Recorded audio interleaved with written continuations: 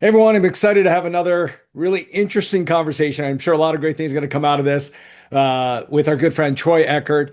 He has 4 decades in the space of oil and gas expertise, just leading his company, Eckard Enterprises. And they've made direct ownership of oil and gas assets possible for high net worth individuals. We've talked to him at length. I definitely recommend if you haven't heard a podcast or a conversation of ours before, go back and look through some of our old episodes. You're going to learn so much about the space. And today, obviously, with everything going on with oil and gas, there's so many things to talk about in today's world. We're also going to talk a little bit about how investing in oil and gas is a lot like real estate. And I think that's something that our audience really, really enjoys and can appreciate, I think, more than other audiences out there. Troy, how you doing today? Man, I'm doing good, Peter. I'm so thankful you have me on. There's a lot going on. Life is moving at a very fast pace and it's very confusing. So this is perfect timing for us to talk. Yeah, like we were saying before we actually started recording here, I mean, this is one of the hottest topics today. Obviously, Yeah. everything going on with the war, Iran, Strait of Hormuz, like people are just talking about this and it brought so much interest to the space. I'm sure you're having so many conversations about this, right? Yeah, our phone has not stopped ringing since about March the 3rd when it started. And it's because we own about 1.5 billion in assets. So the conversation has been, how's the price affecting what we own? How's it affecting the acquisition market? And what does the short-term, midterm, and long-term effect does this look like? And it's a really, really deep subject. We could spend hours on it. So we'll just say that what's happening today is the first time of its kind in my 41-year career. Can you talk a little bit more about that? Like, how does this moment look like for you today? Like, how do you sit with it? And then how should physicians just at least start to think about this space to understand what's happening? Well, I'll make it as simple as I can for your audience. The entire economy moves one way or the other according to the cost of energy. So if you just look at the rotation in politics and who's in the White House, you traditionally have the economy does much, much better, is much stronger and broader when energy prices are low. When energy prices are high, whether it's the consumer or whether it's the producer of services and goods, somebody ends up losing their profit or their discretionary capital as a result of energy because energy provides no further uses. There's no value in the cost of energy. So right now we're in that dryer. It's tumbling. And everybody's trying to figure out how deep is the energy cost going to be? How long is that price going to be up? Is it really something that's going to be long term, or is it just a short term when President waves his wand? And then now the manufacturers, the producers, the service companies, the Amazon companies are saying, who's going to eat the cost of that energy? And then how does that affect the consumer? It's so early into the game right now. It's like who's going to hold the hot potato? But what it is doing, it's squeezing from both sides, and that's going to change the economy within another 90 days. Another 90 days, you're going to see real economic effects of what's happened because of the Iranian war. It's moving very quickly. So you're saying we haven't even seen the full extent of the Not even impact of close. everything that's happened. Not even close. And the reason why that happens is, we learned this back in COVID. When COVID had the end of March, early April of 2020, and everything shut in, the economy shut in, everybody went home. We went from 800 drilling rigs down to about 216 rigs, the lowest we'd had in almost 60 years. But what I discovered, what I realized in looking at my data, from the time oil leaves a wellhead until every tank at the location, every pipeline leaving the field, every tank at the terminal, every ship was 45 days. In 45 days, every single storage, salt dome storage, train, track, you name it, was full. And we had nowhere to go with the oil. So you just had to start shutting wells in because it literally is a point of sale to the customer. Well, if you reverse that and you say, now we have a problem, which is we have big demand, but we shut off the supply side. We shut off the wells at the wellhead. All of a sudden, in 45 days, all that oil that's in those pipelines and trains and salt domes and storage is gone.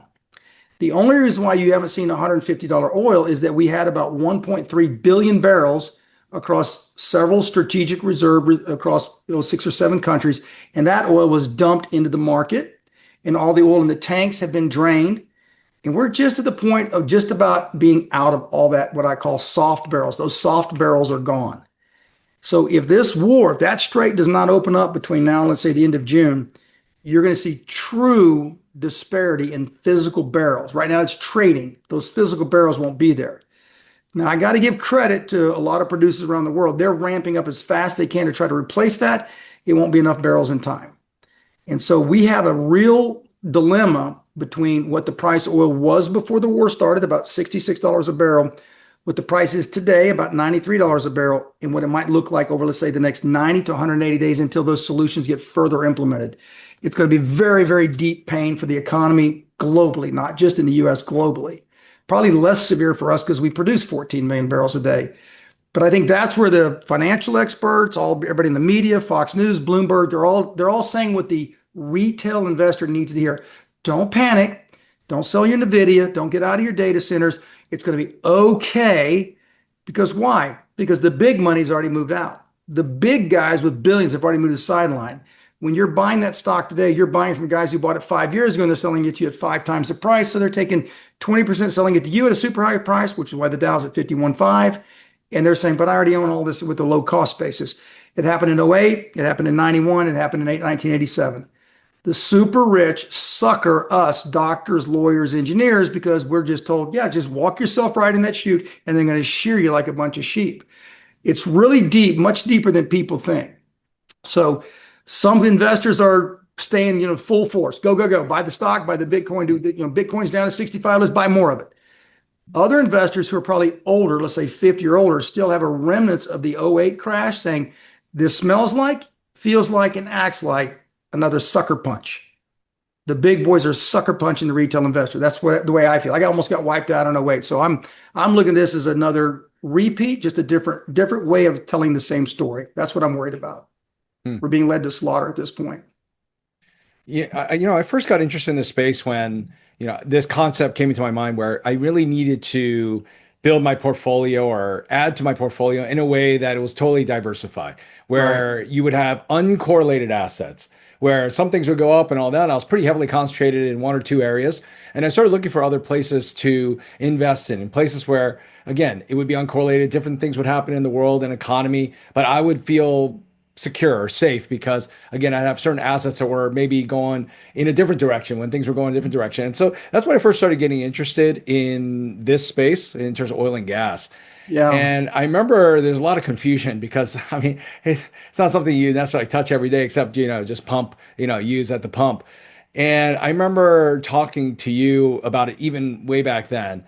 And one of the ways that I started understanding the space a little bit more that, became a little bit relatable to me was that you started talking about how this space and real estate has a lot of similarities, or that in fact, a Right. lot of times you said it is real estate in a way. So I'd love for our listeners here and people who are watching this, help us understand what you mean by that. Like, why is oil and gas like so similar in so many ways to how investing in real estate is? Yeah, so the basics of traditional real estate that most of your audience recognizes, a house, a building, a multifamily, it's visible and you can see it. But what it has is the components of a clear, defined definition of real estate. It's at this location, this address, this XY coordinates. It has a deed, it has a title, it's recorded in the courthouse. It's truly a piece of real estate in terms of the way the IRS sees it. It's subject to different types of depreciation allowances that the tax codes have in place. Oil and gas the same way. The only difference is because we're one of the only countries in the world that actually divide our real estate. Real estate is divided between air rights directly above your property, but not attached to the surface, surface rights, which we're all familiar with, and then the mineral rights below it is all the natural resources below it. But you can lease or sell any one. So you actually have 6 transactions. I can sell my air rights or I can lease them. I can sell or lease my surface rights and I can sell or lease my mineral rights. It's exactly the same thing. So the IRS treats minerals and working interest as real estate. And you take a look at those dynamics, there's the same kind of tax incentives as you have in real estate, traditional, as you do in oil and gas. There's depreciation, there's depletion, there's write-offs. One big beautiful bill says if you drill an oil well this year, you can take that amount and write it 100% off your taxable W-2 income. So there's just a huge similarity. The problem is with oil and gas, I could not take you, Peter, or your eyes and say, here's your 500,000 barrels of oil in this tank. They go, where is it? Well, it's down this 8-inch hole, 2 miles in the ground. So you have a level of faith and trust that what's below the ground is just like looking at an 8-story building. And I will tell you, I mean, my biggest struggle over 41 years is recognizing that probably 98%, if not higher, of every million plus net worth investor has no clue how oil and gas works. Mm-hmm. It's such an obscure asset class that it makes it difficult to get your head around. You can't look in the newspaper, the Wall Street Journal. You can't go online. You can't just go, well, what's going on? So what we try to do at Eckard is we educate to the point where it's like long-term clients like yourself are going, I got to block Troy because he puts out 42 emails a day of education information because you have no other life, right? But what I realize is even sophisticated investors who've been with me 4 or 5 years still can't get their head around about how it works because it's a very unique asset class. But if you look at it from an investor's perspective, let's say I'm a physician, I'm 45 years old, I'm cranking out nice income. Every occupation says, but what's my finish line? Forget your health and forget about retirement. It's an economic finish line. And the finish line is what? What do I want at the end? I want assets to kick off cash flow. I don't want them to decrease in value. I want to be long term in existence. And I can't afford surprise cash calls and bills and bankruptcies what do I do just to let me just live my life? I think it's probably even more that today than anything I've ever seen in my 41 years. Baby boomers are about 77 million baby boomers in the US. I'm the last year, 1964. And they all are not dreaming about climbing the mountains in Spain, and they're not talking about going to different trips to Machu Picchu. They're going, I want a house, I want my grandkids, I want money, I don't want to lose money, I just want to make income and just see a check coming every day. They're skinning, they're less broad in their thinking. Back to your point, if 90 plus percent of every investment group, real estate's their core. It's stocks, bonds, or real estate in some kind of allocation combination. And there might be a little crypto these days, there might be a little oil and gas these days, there might be some ETFs, there might be but the core that the financial services have trained us all to do is you got to have stocks to start with, you got to have a few bonds just for safety, you got to have a ton of real estate. So we've done that. We've eaten off the plate with only three things on the plate, those three things. But at some point, like back to your diversification is, why do I need to be diversified? Warren Buffett has his stocks. Out of 4,200 stocks, he only owns 52 stocks out of 4,200. He is not diversified. He is specific and laser what he wants. So like, let's take you and I about our ages, right? We're a little bit different age, not much, but about 10 years. We're not taking high risk. We're not jumping off balconies, and we're not bungee jumping, and we're not going out and doing 10 startups a year and saying, oh, if I lose 5, it's okay, I'll make more money next year.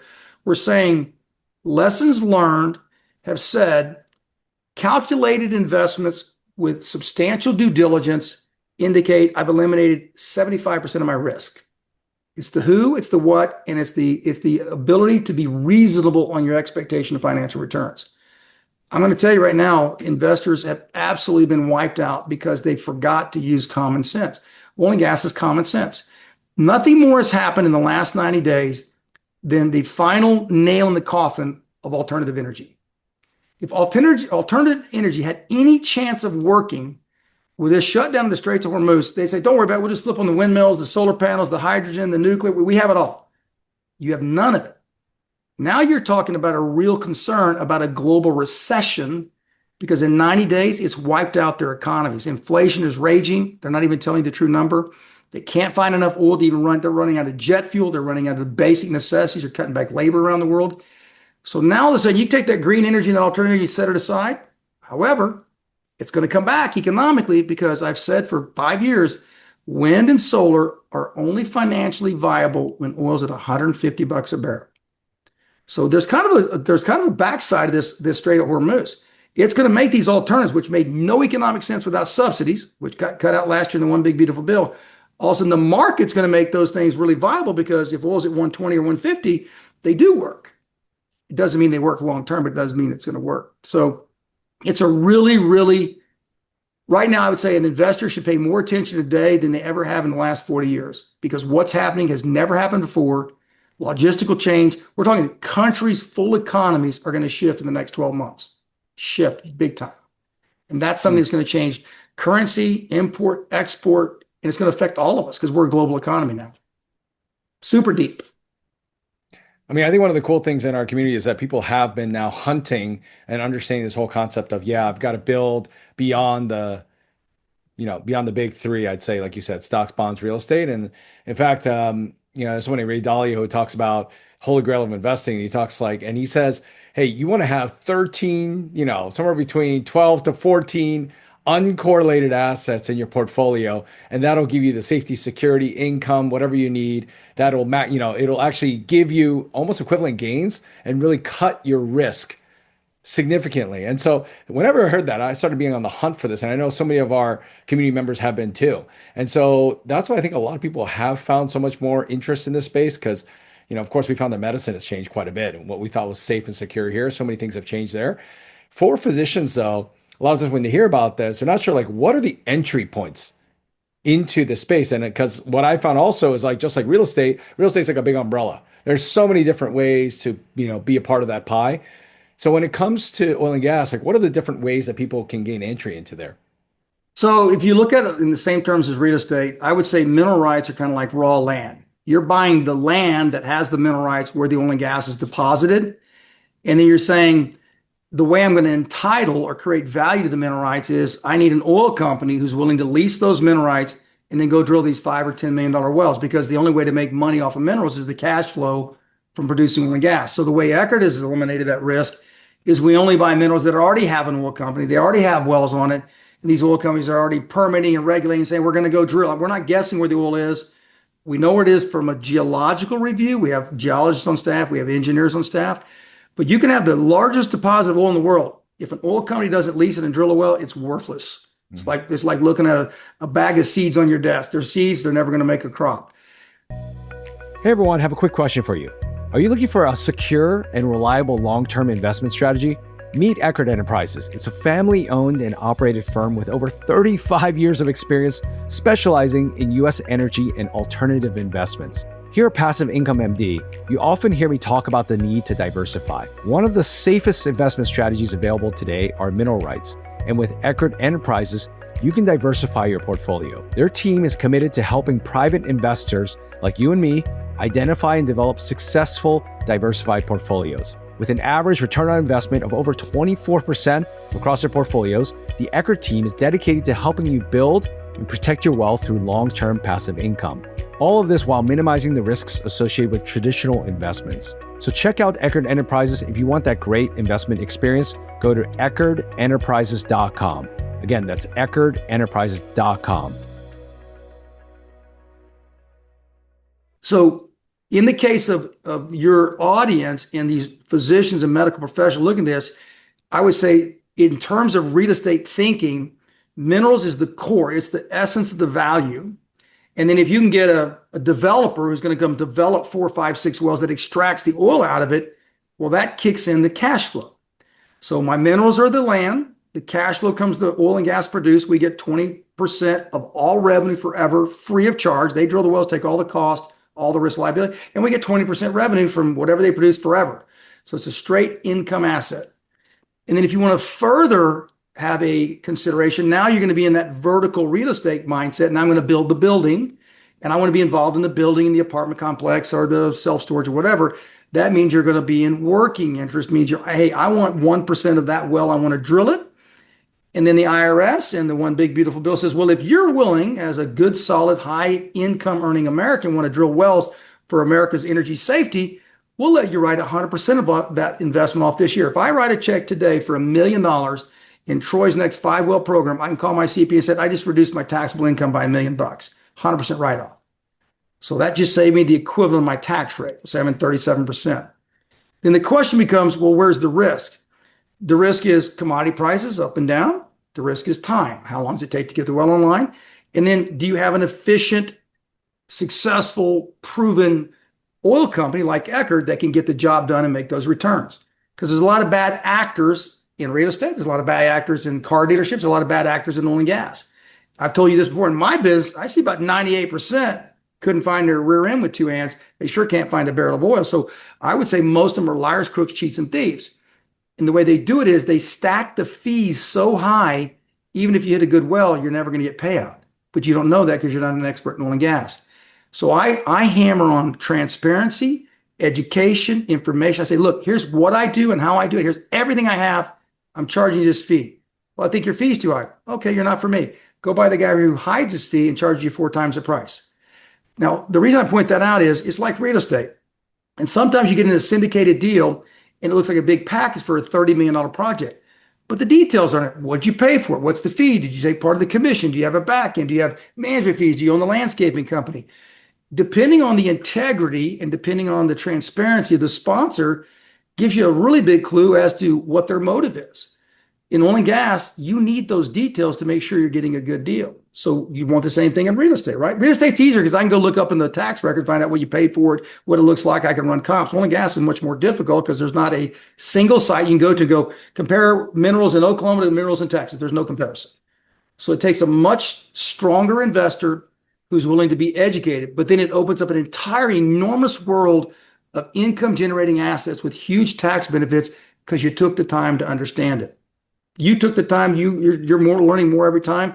But honestly, it's crazy to me. You'll talk to 1,000 millionaires, 955 or 975 will walk out of the room and say, that's not for me. I'm going to go back to what I do.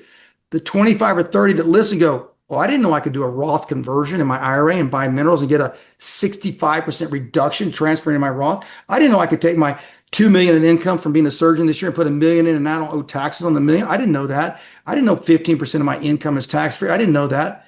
So my job is not really to sell anybody. My job is information. And when I think about it, these are staggering statistics. 22 million millionaires in the United States, less than probably 500,000 have any kind of oil and gas ownership. That's it. Staggering. 77 million baby boomers with only 20 million having a net worth over $1 million. The IRS and the government knows they're going to pick up 300 to 400 billion in taxes out of those IRAs. Because why? You get taxed on the entire amount because you put it in tax free.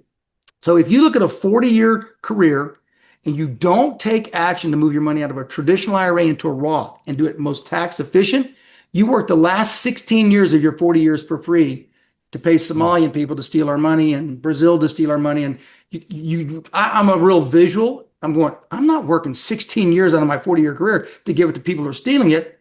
How do I get it out of my IRA into the Roth? Here's the other problem, Peter. They say it's $900 billion of people that have money in their IRAs that have to convert by mandatory withdrawal. Mm-hmm. They have a cliff. There's not enough minerals for them to buy. And it's the only asset I know of you can get a 65 to 80% reduction inside your IRA. I got called Friday by a doctor's son. He's 84. He's been retired. He's got 7 million in his IRA. He's already been doing mandatory withdrawal. He goes, I'm worried about his health. If he dies now, we're going to owe $2.5, $3 million in taxes. I'm going to put it in minerals, convert it, and reduce about 2 million in taxes just by converting it to a Roth or minerals.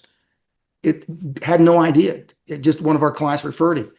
So this is a cataclysmic lack of information on an asset that has so many valuable tools.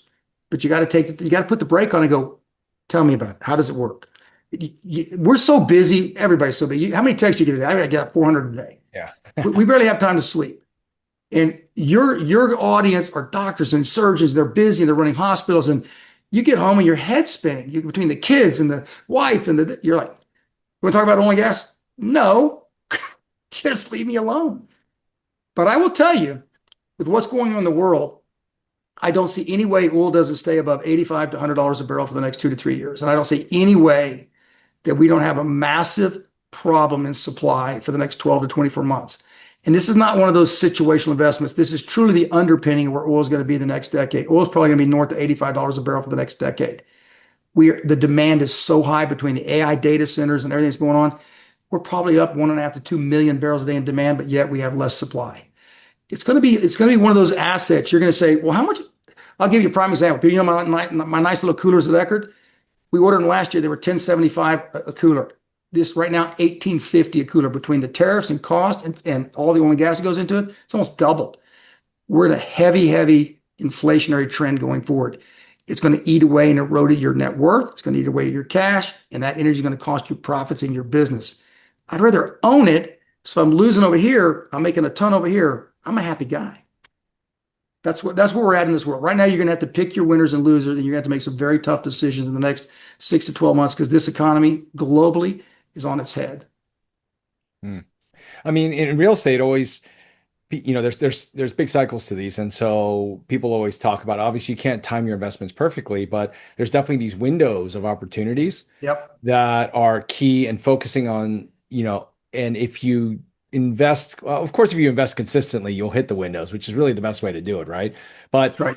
is there right now, from what you're seeing, is there this window here? Of course, I think if you invest consistently in anything, you're better off. But based on what I'm hearing from you, it sounds like there's this window that it makes a lot of sense, potentially could make a lot of sense right now with what's happening for people to, I guess, take advantage of what's going on. Yeah, what's really weird, it didn't happen back when Russia started the war in 2022. In 2022, it was a different type of supply disruption. It was voluntarily cutting off Russia to punish them. Hmm. And so oil skyrocketed to $129 a barrel, but it only lasted like 8 or 9 months because it was a redirection based on punishing with sanctions. This is a global issue. And so what this is based on is we just don't have enough oil, period. There's not enough physical barrels. You can't find it because it doesn't exist. So what's really weird about this particular cycle, the last 90 days, you would think with drill baby drill and the mantra and go drill, you'd have thought every oil company ever said, let's go grab 100 rigs and go drill a bunch of wells because oil's at $120 a barrel. Not happening. We actually have less rigs active now than we did when the war started. And there's a couple reasons. And it's also to the benefit of those who are paying attention. The banks are squeezed so tight. And for 4 years under Biden, they were told don't lend money to energy companies. So they vacated all their energy portfolios and stopped lending. So we as an industry became a cash company. This much income from my wells, I'm going to spend this much. So we've trained ourselves super disciplined. You only drill what you have cash for. But we've not seen any really increases in drilling costs. You'd have thought drilling costs would have gone up 20, 30%. It's not. You would have thought you'd have seen hordes of investors running to oil and gas. They haven't, because every Friday afternoon, President Trump's got to sell it because it softens the markets over the weekend because he's trying to make us all believe he's got this handled, which he doesn't. It's a hornet's nest that he stirred up. So what's really strange to me is I would have thought asset sales, sellers would have said, hey, I want an extra 20, 30%, same price or cheaper. There's nobody buying. There's no cash. So the nice part is we're getting this huge windfall of commodity prices, but we're not seeing the market shift. Now, let's go past the next 90 days. Let's say he gets it resolved sometime in the next 6 or 8 months. Here's the real issue. There's not going to be any capital for oil and gas. It's all going toward AI and data centers and real estate. There's nobody that wants to lend to oil and gas. So we're pretty much going to be a cash basis company or industry. An investor like yourself says, well, have I missed the opportunity? No, because we're still using NYMEX pricing. NYMEX pricing right now is like $72 a barrel. So we're only buying what works if it's 72. Anything above 72 is just pure gravy on the steak. It's just pure, ice cream, right? It's a strange. I've not seen this market like this. Such a robust market, and no one's changed the price. We're getting a little bit of what I call a diesel surcharge because rigs run off of diesel and transportation. But other than that, price are the same. So we're drilling wells at the same price when oil was $55 a barrel. We're going to get paid $100 a barrel. The last 90 days in revenue to our partners when this war started is probably worth 9 months of revenue in 90 days. It's going to skyrocket our portfolios and go up. It lasted December. If we have 9 months of this revenue, it's almost like 2 years worth of revenue. So like you said, you got to, look, it's all about personality. What I've learned about doctors and physicians, they're super, super smart at what they do. They're very cliquish. They hang together. They listen to each other. Hey, Peter's smart, Johnny's smart. What's he doing? He's in real estate. You kind of follow each other's lead. Hey, I found a good financial planner. This is a good CPA. And that's not a bad thing. But I'm against diversification, to be honest with you. I've represented tens of thousands of clients over the years. And let me tell you, this is a truthful statement. When I look at my clients, I'm in 13 things like Ray Dalio says, right? They lose on 7 of the 13. So 2 things happen. If I lose 7 out of 13, do the math. What does the remaining 6 have to do to make up for the 13 losses, right? And the winner only has 1/13 of my money. So if I win big, I still don't win big because I put 12/13 of my money in 12 other deals. So I've watched some of my most successful investors, doctors, lawyers, engineers, entrepreneurs, and I go, what made you rich? I was really good at 3 things, this, and this. I used to have clients tell me, I don't invest in the stock market. I can't outmaneuver a computer. It's worse now with AI. AI is going to move the stock market so fast, you couldn't hit a button fast. And by the time you try to move, it's game over. So if you have a competitor, which is a computer outrunning your investment, and it's going to do the same thing with real estate. Real estate is going to be affected by AI. How am I going to outsmart AI when AI says, here's 5 AI applications. I'm going to take those 5 and make my AI faster by taking the good things out of these 5. It's a perpetual learning curve that none of us can keep up with. You'll go to work in the morning, you go to surgery, by the time you come out, the stock market's down 30%. Go, what happened? AI is going to have dump, buy, sell, trade, delete, short.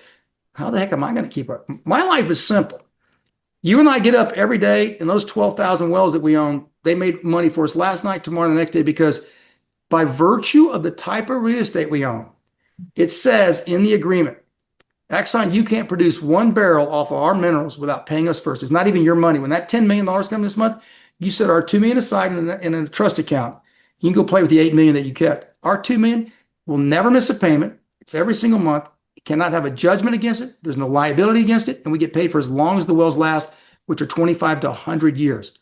Now go find any other asset that comes close to that doesn't exist. I think the smarter investors are going back like I am. They're saying, I don't need diversification. I know which 3 horses are going to finish in first, second, and third. I could care the rest of the horses drop dead on the track.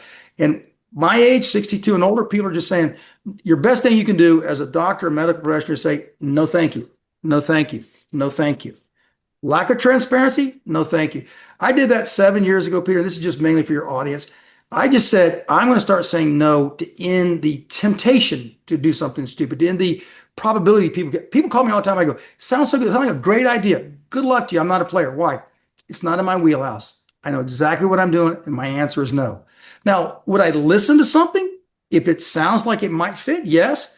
But you're going to have to convince me how what you're asking me to do is similar to what I've done, made my whole career on. If it's not similar, I'm just going to say no. We don't need to have egos. Who cares if you had 20 deals or a startup or what's the probability we're going to pick the winner? Not likely. It's too hard to make the money. I want to leave it for my kids, my grandkids. I want to leave it to my church. I want to enjoy life by doing this simple. You know, the old KISS statement is true. Keep it simple, man. I mean, with that in mind, I mean, a lot of, just like in real estate, there are different ways to participate. You mentioned some of them here, but you can also own it yourself. You can invest with somebody else. Like, I mean, do you see that ever? Do you see people that say, hey, I want to do direct ownership and own this myself versus working with someone else? I mean, do you ever see that in conversations that float around you? Yeah, we do. The problem with our business, kind of like real estate, I actually have other oil companies that I've known these guys for 10, 20 years. They got $25 million to spend, like, Troy, we can't buy any assets for $25 million. I go, what do you mean? He goes, the oil industry over the last 15 years has gone from having a middle class, maybe sub $100 million type deals. It's gone. It's either $100 million to $1 billion deals, or it's the little guys scrubbing out the $1, $2, $5 million deals. The problem is the average well is $8.5 to $10 million. I mean, just to lease some of the acreage, it's $100,000 an acre to lease it. So what's happened is that you and I look at this and say, how does an individual doctor, surgeon, medical professional, how do I own the very best minerals? Well, I can tell you Troy Eckard can't do it. I can't go and buy a $25 million portfolio, because if I did, I put $25 million in, then I'm done. Cards played. I got to wait for that to play out. So our strategy was simple. Let's aggregate people who have the same kind of mindset I do. I work hard. I make great money. I want to buy the best assets, but I need some help.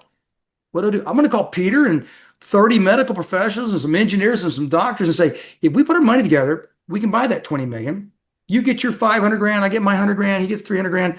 Now we own the same assets as Exxon and public companies, the same caliber at the same price, literally the same price, and we all make the same money.